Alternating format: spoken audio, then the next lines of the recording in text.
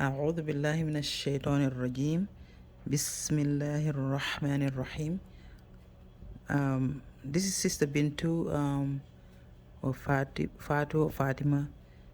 I am studying this Quran cover to cover, the Tajweed rule with y'all, In Shaa Allaah. To go over the Tajweed rules in the ayah, as we go, not teaching the Tajweed rule individually. The rule, like Iqlab or Idgham, I'm just going to explain what's in the rules that are in the ayah. I'm going to start with the Ista'adha, which is seeking refuge from Shaytān. It's not in the Qur'an, it's written in the Qur'an, so I'm using this phone, inshallah. أعوذ بالله من الشيطان الرجيم بسم الله الرحمن الرحيم رب زدنا علما رب زدنا علما رب زدنا علما. Okay,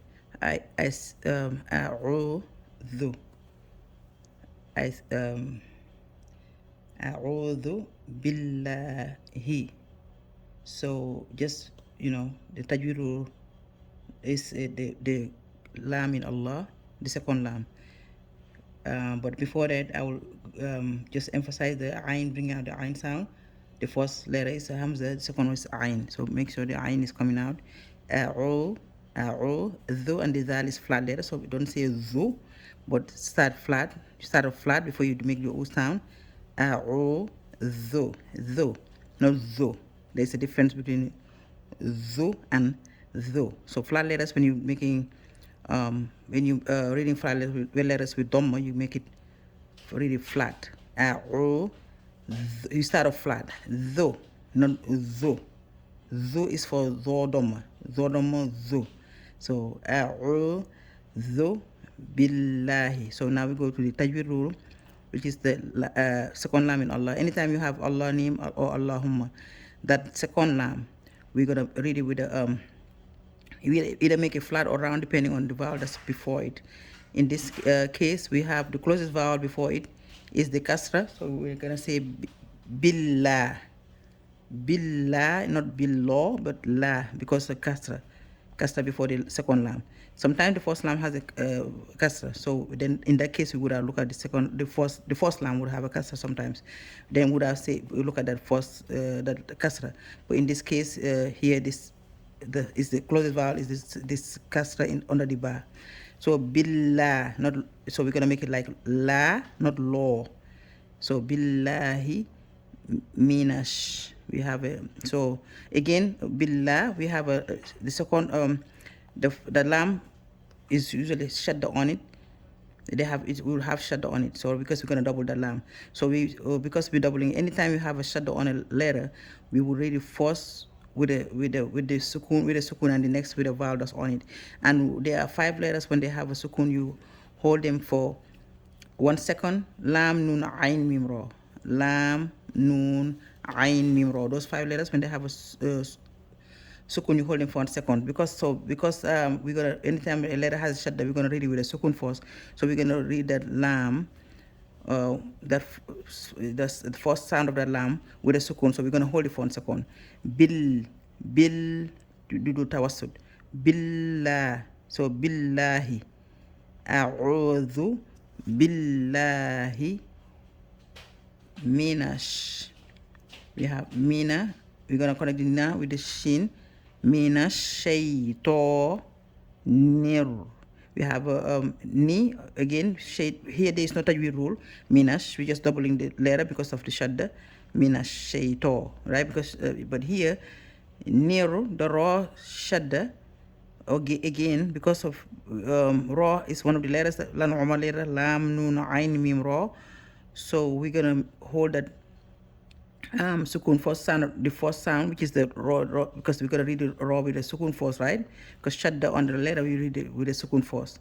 So we're gonna read the raw with the sukun, which makes it we do tawassud because lan umar again, lam, nun, ayn, mim, raw. Raw is one of those letters. So we're gonna do we're gonna hold the raw sukun for 1 second.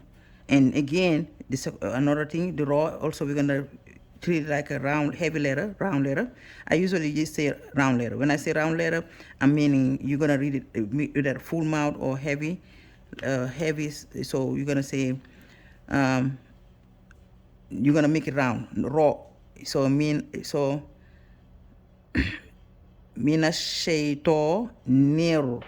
Nir, we're gonna hold the raw for 1 second, nir, and then we round it. Nir raw. Instead of ra, nir ra, not ra, but raw. Because why? Because of the fatha makes it a heavy letter. Because raw is round on condition. Raw is not one of the original round letters. The original round letters are 7. Round, and raw is not one of them, but raw is round on condition. So for that reason, depending on the vowel that's before it, or a letter, sometimes the letter that's after, if it's a kasra before, but when you have that's when it has raw. When you have raw sukun here, we're gonna say we're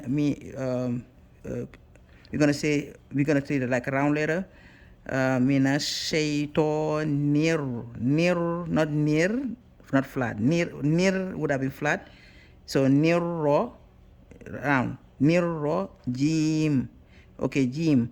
Again, jim, we have a ya, right? We have a ya, madda ya as second to last letter. For that reason, we have the option to stretch 2 counts. Whenever we have a madda, one of the mother letters, which is alif, waw, or ya. The mother letters are alif, waw, or ya when you're stretching. So whenever we have them, we as the second to last letter, instead of doing 2 counts, regular madda would be 2.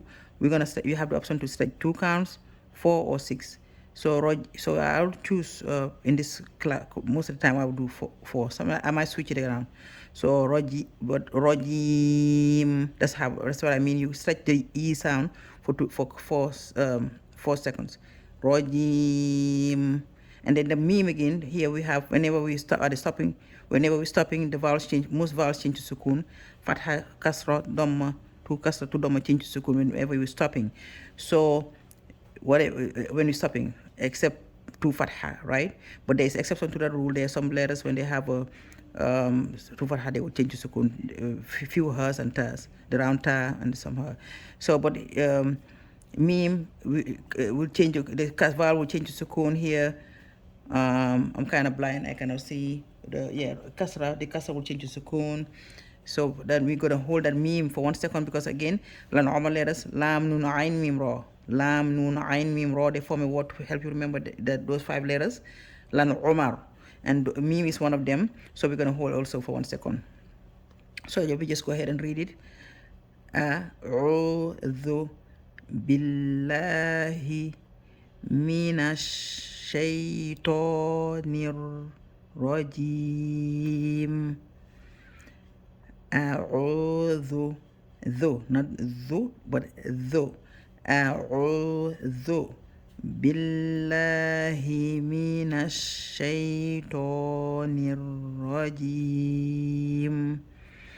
A'udhu billahi minash shaytanir rajim. Okay, we stop here, inshallah. Let me just read one more time without stopping. أعوذ بالله من الشيطان الرجيم.